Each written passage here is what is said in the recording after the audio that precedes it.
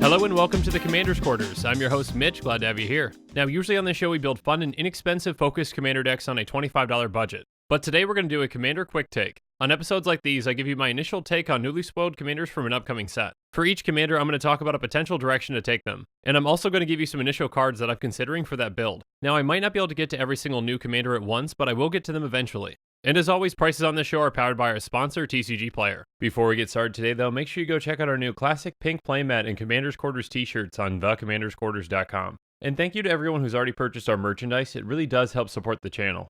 Also, make sure that you subscribe to the channel and click that little bell notification icon so that you can stay up to date in the latest Commander's Quarters episodes. I just want to give a quick disclaimer before we jump into this. On episodes like these, they are just initial quick takes. These commanders are just as new to me as they are to you. And because of that, I don't have any finalized decks built for these commanders. So the direction that I initially take with one of these commanders might not be the same direction that I take them in a deck tech. And because of that, some of the cards I'm going to mention might not be in those decks either. But now that we're on the same page, let's get into it.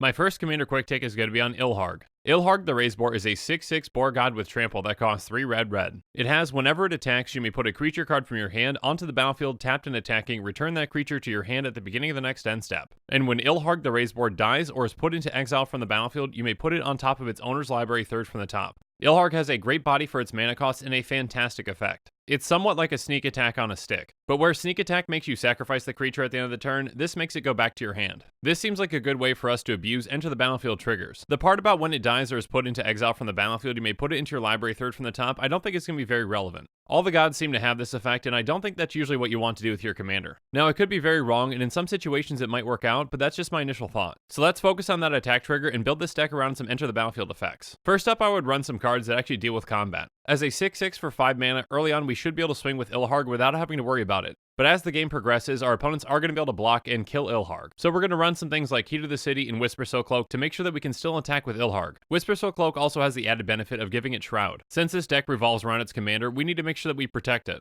But we also want to make sure that we take advantage of the attack trigger as much as we can. So adding in some cards like Relentless Assault can really help us with getting more combat steps. The more combat steps we have, the more attack triggers we get, and the more enter the battlefield effects we're going to have from our creatures coming into play. On top of that, the creatures themselves are going to be attacking again too, so we get even more damage in. When it comes to enter the battlefield triggers, we're going to look at creatures like Myr Battlesphere, Spawn of Thraxes, and Begarden Hellkite. Creatures like Myr Battlesphere are going to create a ton of tokens when they come into play. Spawn of Thraxes is going to do a lot of damage to a single target. And Begarden Hellkite is a little more targeted removal because it can split up its damage in any way that we choose. Ideally, we want these kinds of creatures to either have some evasion or a high toughness because we want them to survive. Remember that they come into play attacking, so just keep that in mind. Also, we want to be abusing their triggers as much as we can. So we're going to be running cards like Flame Shadow Conjuring, Minion Reflector, and Myr March. Flame Shadow Conjuring and Minion Reflector allow us to pay mana in order to create a copy of a creature when it comes into play. And then Myr March does the same, but for each coin flip that we win. Now, we won't get to keep these tokens, but we do get their enter the battlefield triggers. There are plenty of other ways for us to abuse creatures entering the battlefield, and I'm excited to explore that when I actually do a deck tech on this. And not that it's relevant, but I'm also excited that we finally got a pig commander. It might not be pig tribal, but it is a god, and it'll do for now.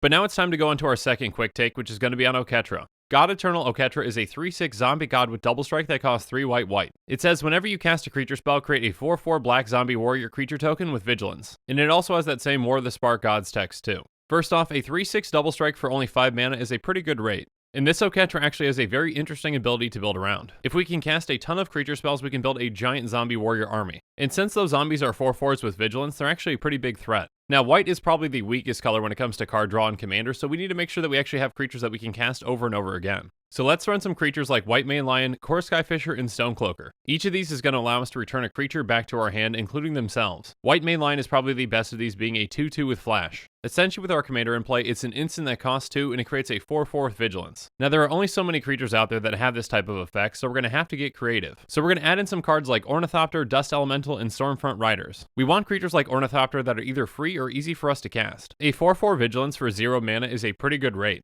And then we can use other creatures like Dust Elemental and Stormfront Riders to bring not only themselves back, but also those creatures too. Since this deck is already going to be casting a ton of creature spells, we really want cards that can take advantage of that. So let's include some cards like Mentor the Meek, Oketra's Monument, and Cathar's Crusade. Mentor the Meek is one of the very few effective ways that white has to draw cards, and it works very well with this deck. Oketra's Monument is going to give us some 1/1 white warriors with vigilance, but more importantly, it's going to reduce the cost of our creature spells. So now instead of paying 2 mana for White Mane Lion, it becomes 1, and 5 total power for 1 mana at instant speed is insane. And Cathar's Crusade comes in huge at helping us finish off all of our opponents. It says whenever a creature enters the battlefield under your control, put a +1/+1 counter on each creature you control. So this is not only going to trigger for the creature that we cast, but also for the zombie token that comes in. Essentially, every single time we cast a creature, every single one of our creatures is going to get 2 counters. This is going to get out of hand really quickly and allow us to overwhelm our opponents pretty easily. Oketra is definitely an interesting commander to build around and allows us to showcase some cards that really haven't seen commander play.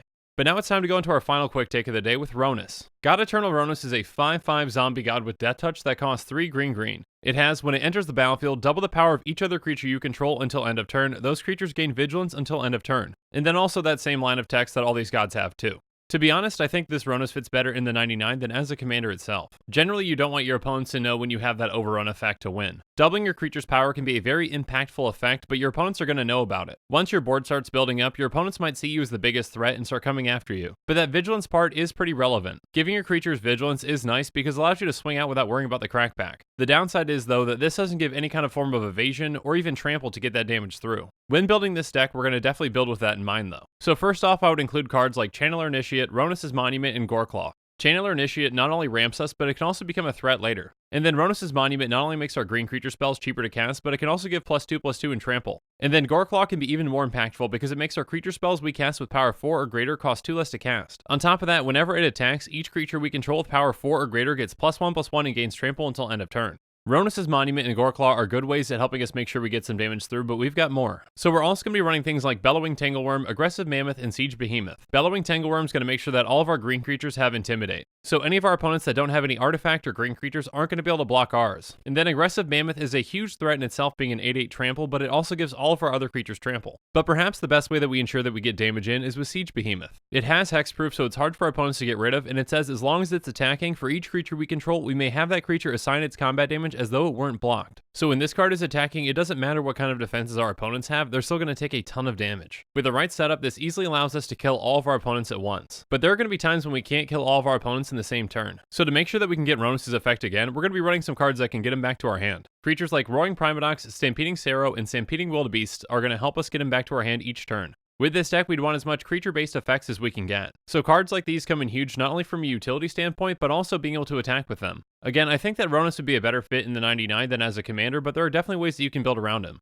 And with that, this show is coming to a close, but I really just want to hear about what you guys think about this episode, so why don't you let me know in the comments below. When you're buying a deck or just individual cards, make sure to use our link in the description. Not only will you be getting great prices on TCG Player, but you're also going to be supporting this show because they sponsor us. And make sure that you follow us on social media so you can get some early hints on who the next commander just might be. Links to our social media accounts can be found in the description. Also in the description below is a link to the Commander's Quarters Patreon page, and I just want to say a quick thank you to the patrons who have subscribed so far. There are many benefits to being a patron for the Commander's Quarters, including being able to vote on future commanders for deck techs. There's even a general level tier where you get your own personalized deck tech dedicated to you. I truly couldn't do this without all of your support, so from the bottom of my heart, thank you. If you haven't already, make sure that you like and subscribe to the channel. And while you're at it, check out some of our other episodes on budget deck techs, Quest for Quarters episodes, Commander topics, and Creators Quarters. And with that, I'm out of here. Thanks again, and have a good one.